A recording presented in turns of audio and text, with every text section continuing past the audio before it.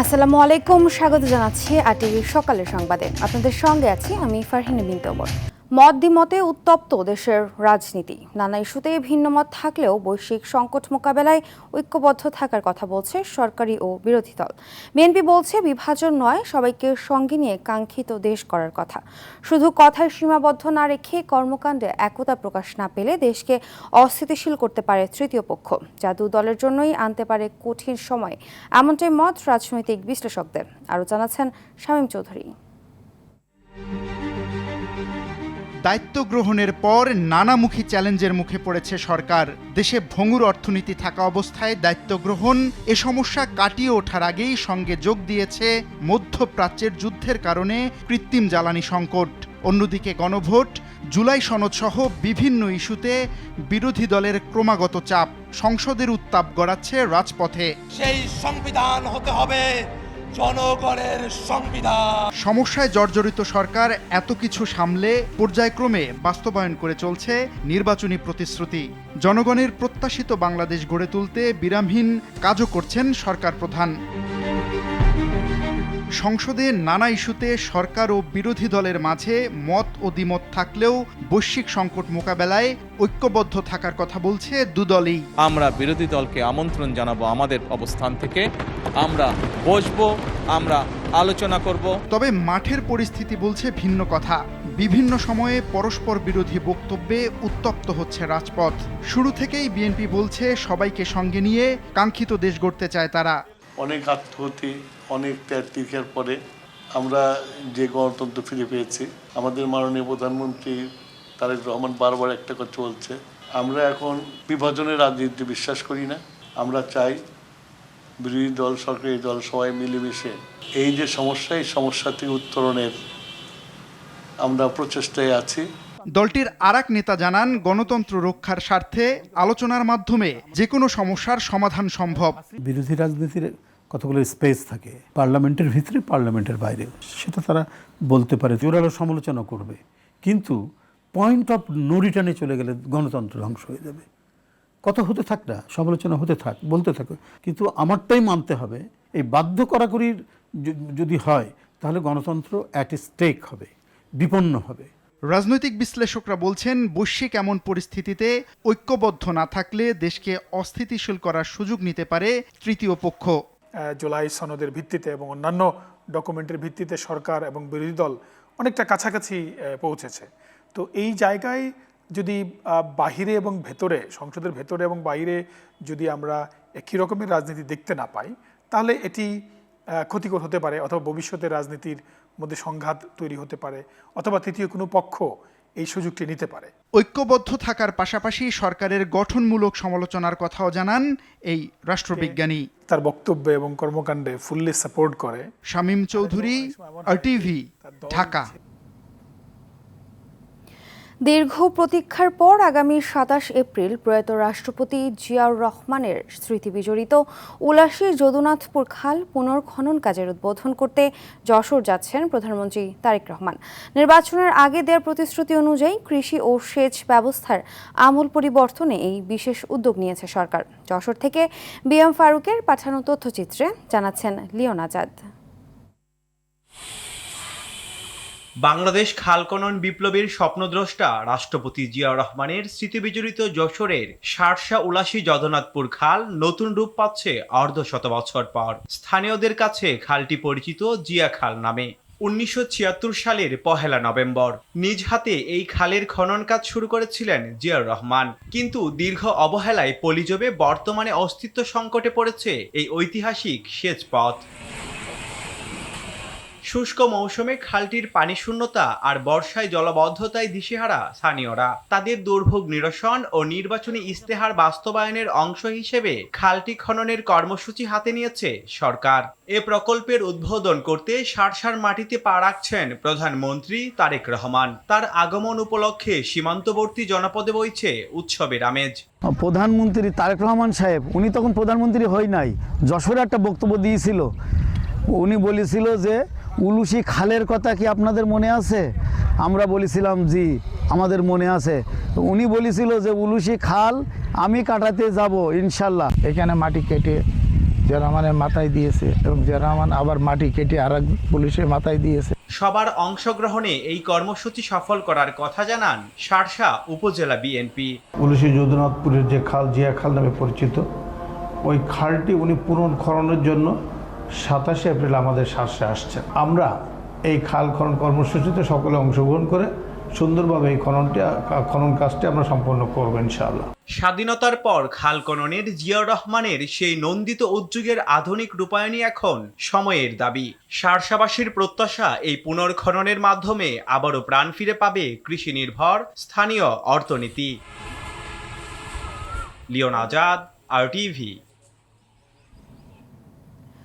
দাম বৃদ্ধি, fuel pass ব্যবহার এবং তেলের সরবরাহ বাড়ানোর মতো উদ্যোগে পরিস্থিতি কিছুটা স্বাভাবিক হচ্ছে। তবে আগের চেয়ে সময় কিছুটা কম লাগলেও কিছু কিছু ফিলিং স্টেশনে তেল না পাওয়ার ফলে ভোগান্তিটা রয়ে গেছে বলে জানালেন চালকেরা। সবগুলো ফিলিং স্টেশন যদি একসঙ্গে তেল সরবরাহ করে তাহলে যে ভোগান্তিটা রয়েছে সেটাও কেটে যাবে বলে মনে করেন তারা। আগে তেল নিতে 8 থেকে 10 ঘন্টা অপেক্ষা করতে হতো, এখন পাম্প ভেদে 4 থেকে 5 ঘন্টায় সময় লাগে বলে জানান তারা।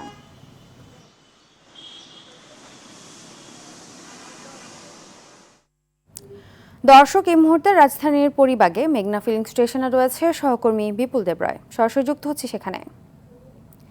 বিপুল, তেলের সরবরাহ কেমন দেখছেন, সেই সাথে চালকরা কি বলছেন জানাবেন।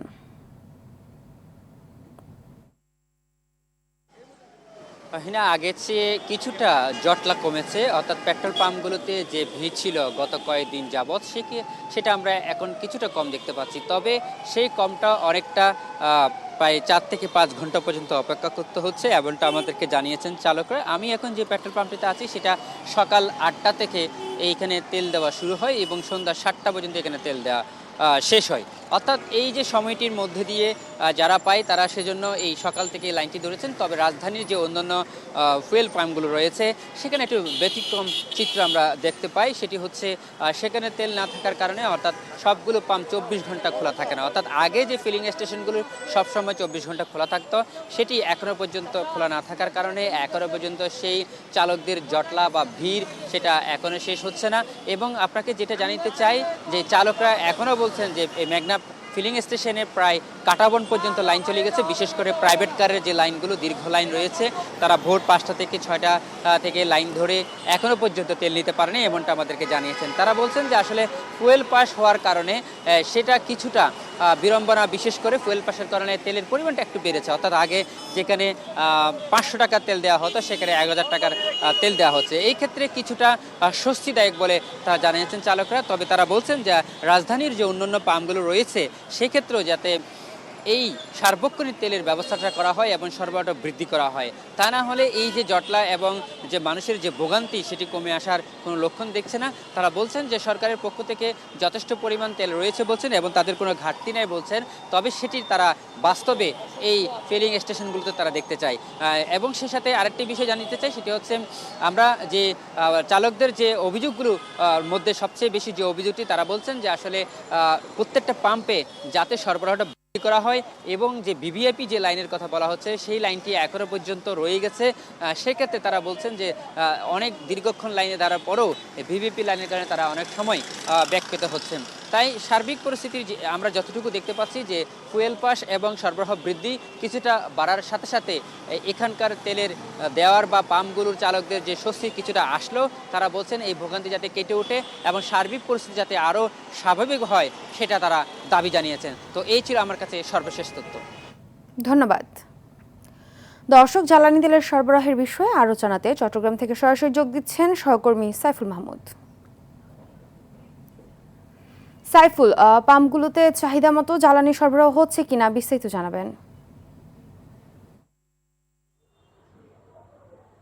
ফারহিনা, আসলে যেমনটি বলেছেন চট্টগ্রামে কিন্তু জ্বালানির সংকট নাই বললেই চলে। চট্টগ্রামের যেই সমস্ত পাম্পগুলো আসলে আছে সেই প্রতিটি পাম্পে কিন্তু আসলে যারা জ্বালানি সংগ্রহ করছেন তারা কিন্তু তাদের মতন করে আসলে জ্বালানি সংগ্রহ করার সুযোগ পাচ্ছেন এবং যখনই আসছে তখনই কিন্তু পাম্পের কর্মচারীরা তাদেরকে কিন্তু জ্বালানি দিচ্ছেন এবং যতটুকু চাহিদা ততটুকু দিচ্ছেন, এখানে কোনো ধরা বাধা নাই। এবং চট্টগ্রামের প্রতিটি পাম্পে কিন্তু একই চিত্র, এখানে এই মুহূর্তে কিন্তু সেরকম কোনো গাড়ির চাপ নেই।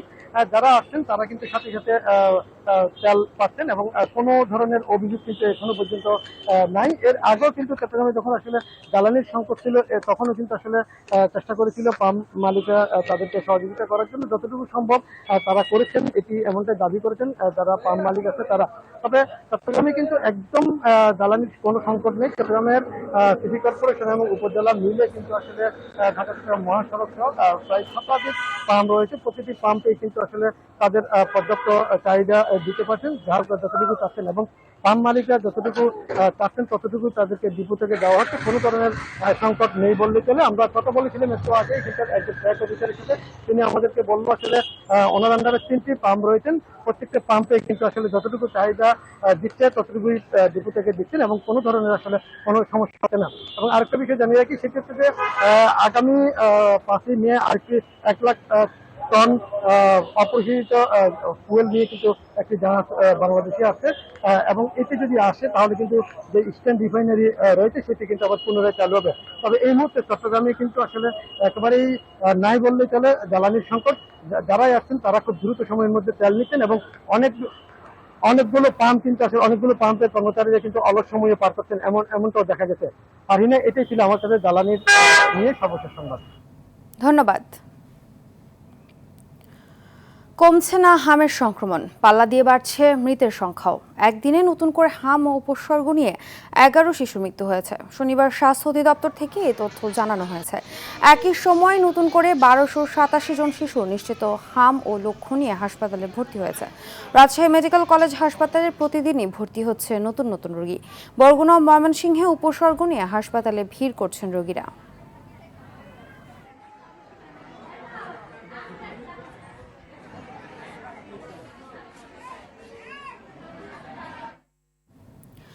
ফুটপাতে ভিজিটিং কার্ড ছড়িয়ে খদ্দের সংগ্রহ করার অভিনব বিজ্ঞাপনের আইডিয়াটা দারুণ হলেও যৌন লালসার শিকার হচ্ছে সবচেয়ে বেশি শিশুরা। আইনশৃঙ্খলা বাহিনী কঠোর নজরদারিও যেন চোখে পড়ছে না। রাজধানীর আবাসিক হোটেলগুলোর এমন প্রকাশ্য যৌন ব্যবসা, এ কাজে বেশি শিকার হচ্ছে ছিন্নমূল শিশুরা। এ কারণে সন্তান জন্মদানের ক্ষমতা হারানো সহ এইচআইভির মতো মরণ ব্যাধি হওয়ার ঝুঁকির কথা বলছেন চিকিৎসকরা। সুপ্রিম কোর্টের আইনজীবী বলছেন, এমন কর্মকাণ্ডের শাস্তি মৃত্যুদণ্ড পর্যন্ত, আর অভিযোগকারী ছাড়াই ভিজিটিং কার্ড দেখে ব্যবস্থা নিতে পারে পুলিশ। আরও জানাচ্ছেন এআর বাদল। রাজধানীর ব্যস্ততম সড়কের ক্রসিং, কারওয়ান বাজার, পান্থপথ, সিআর দত্ত রোড আর কাজী নজরুল ইসলাম অ্যাভিনিউয়ের সার্কফোয়ারা মোড়ের ফুটপাত। এখানে চোখে পড়ে অনিক ভাই, সাগর ভাই, করিম ভাই, রাজু ভাই ও ফারুক ভাইয়ের আবাসিক হোটেলের ভিজিটিং কার্ড। তারা মূলত খদ্দের সংগ্রহকারী দালাল। কথা হয় করিম ভাইয়ের সাথে। বড়দের পাশাপাশি শিশুরাও রয়েছে তাদের যৌনকর্মীর তালিকায়। শুধু চাহিদা আর দরদাম অনুযায়ী শিশুদের মিলবে তাদের হোটেলগুলোতে। 4-5 পরে এরকম আছে? আচ্ছা। ও, খরচা কেমন এটা একটু বলেন না। On time class 600-1000 on time, আর 1 ঘন্টা বেশি থাকে 2022-25-3000, এটা ভালো আছে। এরপর কথা হয় ভিজিটিং কার্ডে থাকা কায়ুম নামে ব্যক্তির সাথে। 12 বছর আছে, 13 বছর, 18 বছর, 20 বছর, 25 বছর। শর্ট হলো মানে নরমাল আছে, 30 আছে। শর্ট হলো একটা হলো 850, 1050। হ্যাঁ, বছরের পর বছর প্রকাশ্য বিজ্ঞাপন দিয়ে চলছে শিশুদের দিয়ে যৌন ব্যবসা। ফ্রিডম ফান্ড এবং পপুলেশন কাউন্সিলের গবেষণা বলছে, ঢাকাতেই ছিন্নমূল প্রায় 5000 সহ পতিতালয়গুলোতে 700 শিশু এই যৌন ব্যবসার শিকার হচ্ছে। ফুটপাতে ভিজিটিং কার্ডের বিজ্ঞাপন বলছে এর সংখ্যা আরও বেশি। তবে শিশুদের দিয়ে যৌন ব্যবসার প্রতিরোধে কাজ করছে রেড অরেঞ্জ নামক প্রতিষ্ঠান। বাংলাদেশে যৌনপল্লী থেকে শুরু করে ব্যক্তিগত বাড়িঘর, হোটেলে, গলিতে, রাস্তার আড়ালে আবডালে চলছে শিশুদের প্রতি বাণিজ্যিক যৌন শোষণ। বিশেষজ্ঞ চিকিৎসকের মতে এ ধরনের ঘটনায় মরণব্যাধিতে আক্রান্ত হওয়ার সম্ভাবনা রয়েছে। মেয়েটা বড় হলে বন্ধ্যাত্ব থেকে শুরু করে জ্বর, ক্যান্সার, বিভিন্ন ধরনের কিন্তু তার শারীরিক সমস্যা, মানসিক সমস্যা তো আছে। ছেলেদের ক্ষেত্রে কিন্তু শারীরিক সমস্যা দেখা দিচ্ছে, এইচআইভি এসছে, আক্রান্ত হচ্ছে। সুপ্রিম কোর্টের আইনজীবী বলেন, শিশুদের দিয়ে যৌন ব্যবসার সর্বোচ্চ শাস্তি রয়েছে। এই ধরনের কাজ করতে বাধ্য করা হয়, সেই ক্ষেত্রে একই আইনের 9 ধারা অনুযায়ী যাবজ্জীবন কারাদণ্ড কিংবা মৃত্যুদণ্ডের বিধান রয়েছে। বলেন, এমন অপরাধে অভিযোগকারীর দরকার নেই, আইনশৃঙ্খলা বাহিনী চাইলেই ভিজিটিং কার্ড দেখে ব্যবস্থা নিতে পারেন। আর বাদল, RTV, ঢাকা। এবার মধ্যপ্রাচ্য সংঘাত প্রসঙ্গ। যুক্তরাষ্ট্রের রাজধানী ওয়াশিংটন ডিসির একটি হোটেলে প্রেসিডেন্ট ডোনাল্ড ট্রাম্পের নৈশভোজের সময় গোলাগুলির ঘটনা ঘটেছে। এরপরই জরুরি ভিত্তিতে ট্রাম্প ও ফার্স্ট লেডি মেলানিয়া ট্রাম্পকে সরিয়ে নেওয়া হয়। পরে সন্দেহভাজন হামলাকারীকে গ্রেফতার করে পুলিশ। এর আগে ইরানের সঙ্গে শান্তি আলোচনা স্থগিত করে মার্কিন প্রতিনিধি দলের বৈঠক বাতিল করেন ট্রাম্প। ইরানও সরাসরি ওয়াশিংটনের সঙ্গে আলোচনার প্রস্তাব প্রত্যাখ্যান করে, যা যুদ্ধ পরিস্থিতিকে আবারও উস্কে দিচ্ছে। বিস্তারিত জানাচ্ছেন সামিউল শিহাব। নির্বাচনের সময় দুর্বৃত্তের গুলি থেকে অল্পের জন্য প্রাণে বেঁচে যান মার্কিন প্রেসিডেন্ট ডোনাল্ড ট্রাম্প। এরপর আরও একবার তাকে হত্যার চেষ্টা করে আততায়ী। সবশেষ শনিবার রাতে ওয়াশিংটন হিলটন হোটেলে ট্রাম্পের নৈশভোজের সময় আবারও গোলাগুলির ঘটনা ঘটে। তবে এর লক্ষ্য ডোনাল্ড ট্রাম্প ছিলেন কিনা তা নিশ্চিত না হওয়া গেলেও হঠাৎ শব্দ পেয়ে ঘটনাস্থল থেকে সরিয়ে নেওয়া হয় প্রেসিডেন্ট ও ফার্স্ট লেডি মেলানিয়া ট্রাম্পকে। পরে বিবিসির খবরে এক নিরাপত্তা কর্মীর বরাতে জানানো হয় 7 থেকে 8টি গুলি ছুড়ে বন্দুকধারী সন্দেহভাজনকে হেফাজতে নেওয়া হয়েছে বলেও জানান ট্রাম্প। এদিকে ওয়াশিংটনে যখন এমন ঘটনা ঘটছে তখন যুক্তরাষ্ট্রের সঙ্গে কোনো ধরনের আলোচনা ছাড়াই পাকিস্তান ছাড়েন ইরানের পররাষ্ট্রমন্ত্রী আব্বাস আরাকচির নেতৃত্বাধীন প্রতিনিধি দল। 3 দেশীয় কূটনৈতিক সফরের দ্বিতীয় পর্যায়ে এখন ওমানে রয়েছেন তারা। তবে ওমান সফর শেষে আরাকচি আবারও পাকিস্তানে যেতে পারেন বলে জানিয়েছে ইরানের বার্তা সংস্থা মেহের নিউজ এজেন্সি। এরপর তার রাশিয়া যাওয়ার কথা রয়েছে। এদিকে শান্তি আলোচনায় পাকিস্তানের প্রচেষ্টার মধ্যেই মার্কিন প্রতিনিধি দলের ইসলামাবাদ সফর বাতিল করেছেন প্রেসিডেন্ট ডোনাল্ড ট্রাম্প। অন্যদিকে ইসরায়েলের পক্ষ থেকেও জানানো হয়েছে তাদের সব রকমের প্রস্তুতি নেওয়া আছে। এখন ইরানে হামলার জন্য কেবল যুক্তরাষ্ট্রের সবুজ সংকেতের অপেক্ষায় আছে তেল আবিব। ফলে ইসরায়েলের প্রচ্ছন্ন হুমকি ও ইসলামাবাদে সরাসরি বৈঠক ভেস্তে যাওয়ায় আবারও যুদ্ধ শুরুর আশঙ্কা দেখা দিয়েছে। এরই মধ্যে আরব সাগরে ইরানের আরেকটি জ্বালানিবাহী জাহাজ আটক করেছে মার্কিন সামরিক বাহিনী। সামাজিক মাধ্যম এক্সে সেন্টকম জানায় ইরানের ছায়াবহরের ওই জাহাজটি বিদেশি বাজারে বিক্রির জন্য কয়েকশো কোটি ডলার মূল্যের জ্বালানি, তেল ও গ্যাসজাত পণ্য বহন করছিল। অন্যদিকে বিশ্বব্যাপী তেল ও গ্যাস সরবরাহের গুরুত্বপূর্ণ পথ হরমুজ প্রণালী নিয়ন্ত্রণ করাই যুক্তরাষ্ট্রের সঙ্গে চলমান যুদ্ধে ইরানের চূড়ান্ত কৌশল বলে জানিয়েছে IRGC। সামিউল শিহাব, RTV। গত 3 মাস ধরে জয়পুরহাটের জেনারেল হাসপাতালে মিলছে না জলাতঙ্কের ভ্যাকসিন। কুকুর বা বিড়ালের কামড়ে আহত রোগীদের বেশি দামে ভ্যাকসিন কিনতে হচ্ছে বাহিরের ফার্মেসি থেকে। এতে ভোগান্তি বাড়ার পাশাপাশি বাড়ছে খরচও। জলাতঙ্কের মতো প্রাণঘাতী এ রোগ প্রতিরোধে টিকার বিকল্প নেই। জয়পুরহাট প্রতিনিধি রাশেদুজ্জামানের তথ্যচিত্রে বিস্তারিত জানাচ্ছেন লামিয়া তানজিন মাহমুদ। কুকুর, বিড়াল বা বন্যপ্রাণীর দ্বারা জলাতঙ্কে আক্রান্ত হয়ে জয়পুরহাট 250 শয্যা বিশিষ্ট জেনারেল হাসপাতালে প্রতিদিন চিকিৎসা সেবা নিতে আসেন প্রায় 300 মানুষ। সরকারি হাসপাতালে বিনামূল্যে জলাতঙ্কের ভ্যাকসিন সরবরাহ করা হলেও এ হাসপাতালে ভ্যাকসিন পাওয়া যাচ্ছে না গত 3 মাস ধরে। বাধ্য হয়ে বাহিরের ওষুধের দোকান থেকে কিনতে হচ্ছে বাড়তি দামে। 3 ডোজ ভ্যাকসিনের খরচ পড়ছে 1500 টাকা।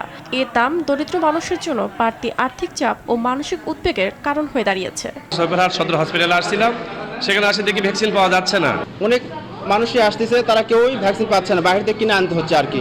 ভ্যাকসিন আমাদের নিজের টাকাতে কিনতে হচ্ছে, এটা কেন আমরা কিনবো? সরকার এটা দায়িত্ব নেবে। 3টা ভ্যাকসিন দিয়েছি, 3টাই কিনে দেওয়া হয়েছে আমার। ভ্যাকসিন না থাকাতে হয়রানির শিকার হচ্ছেন নার্স এবং রোগীরাও। গত 2.5 থেকে 2 মাস ধরে কোনো ভ্যাকসিনের সাপ্লাই নাই, কিন্তু আমাদের রোগী প্রত্যেক দিন আসে কমপক্ষে 150 জন, 200, 250, 300 হয়ে যায়, কিন্তু ভ্যাকসিনের কোনো সাপ্লাই নাই, যার কারণে আমাদের নিজেদের হয়রানি তো অবশ্যই হয় এবং রোগীদের অনেক হয়রানি হতে হচ্ছে, ওষুধ কিনতে হচ্ছে অনেক টাকা দাম। নির্ধারিত সময়ের মধ্যে জলাতঙ্কের টিকা না নিলে ঝুঁকি বাড়ে রোগীর জীবনের, জানালেন হাসপাতালের তত্ত্বাবধায়ক। আমাদের এখানে বাইরে প্রচুর সাপ্লাই আছে বাজারে, আমাদের হাসপাতালেও আমরা সরকার কাছে চাহিদা দিয়েছি, অচিরে চলে আসবে। জীবন রক্ষাকারী ভ্যাকসিনের অভাবে যখন দরিদ্র রোগীদের বিনা চিকিৎসায় ফিরে যেতে হয়, তখন সে ব্যর্থতার দায়ভার আসলে কার, জানতে চান জয়পুরহাটবাসী।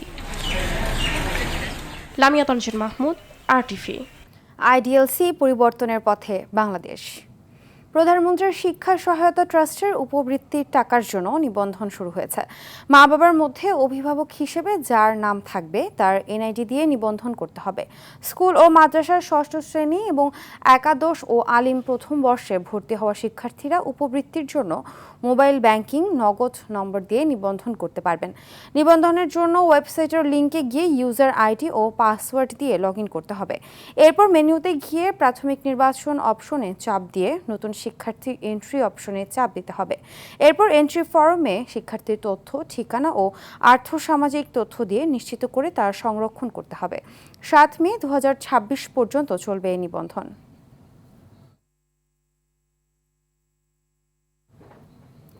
এবার আন্তর্জাতিক প্রসঙ্গ। লেবাননে হিজবুল্লাহর লক্ষ্যবস্তুতে তীব্র হামলা চালানোর নির্দেশ দিয়েছেন ইসরায়েলি প্রধানমন্ত্রী বেনিয়ামিন নেতানিয়াহু। যুদ্ধবিরতির মেয়াদ ৩ সপ্তাহ বাড়ানোর মাত্র ২ দিন পরই এই নতুন নির্দেশনা এলো। শনিবার দক্ষিণ লেবাননে ইসরায়েলি হামলায় অন্তত ৬ জন নিহত হওয়ার পর এই উত্তেজনা ছড়িয়ে পড়ে।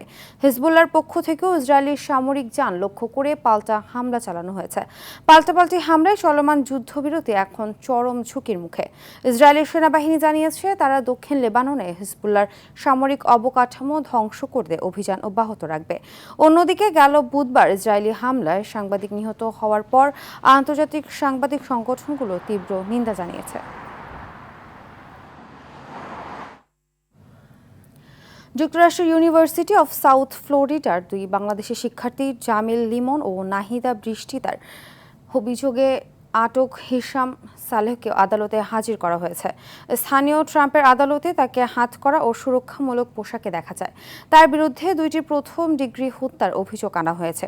তিনি এখন পুলিশ হেফাজতে রয়েছেন বলে নিশ্চিত করেছে প্রশাসন। হিশাম সালেহর বিরুদ্ধে মানসিক সমস্যার অভিযোগ আছে। এছাড়া তার বিরুদ্ধে একটি সুরক্ষা আদেশও জারি হয়েছিল বলে জানিয়েছে পুলিশ। এর আগে নিখোঁজ শিক্ষার্থী জামিল লিমনের মরদেহ শুক্রবার হাওয়ার্ড ফ্র্যাঙ্কল্যান্ড ব্রিজ থেকে উদ্ধার করা হয়েছে। অপর শিক্ষার্থী নাহিদা বৃষ্টি এখনও নিখোঁজ রয়েছেন। তবে ঘটনাস্থল থেকে বিপুল রক্তের আলামতের ভিত্তিতে তদন্তকারীরা আশঙ্কা করছেন তিনিও হত্যাকাণ্ডের শিকার হয়ে থাকতে পারেন।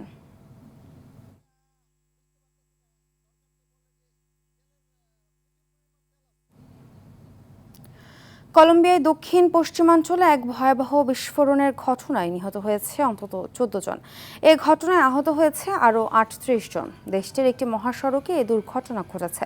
এখনও এই হামলার দায় কেউ স্বীকার করেনি। এটিকে সন্ত্রাসী তৎপরতা উল্লেখ করে সরকারকে কঠোর পদক্ষেপের আহ্বান জানিয়েছে কামুনা অঞ্চলের গভর্নর অক্টাভিও গুজমান।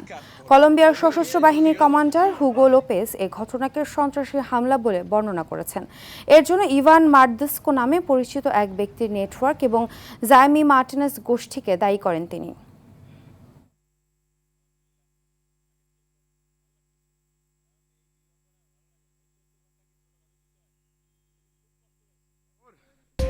সকালের সংবাদ এই পর্যন্তই। মধ্যাহ্নের সংবাদ দুপুর ১২টায় দেখার আমন্ত্রণ রইল।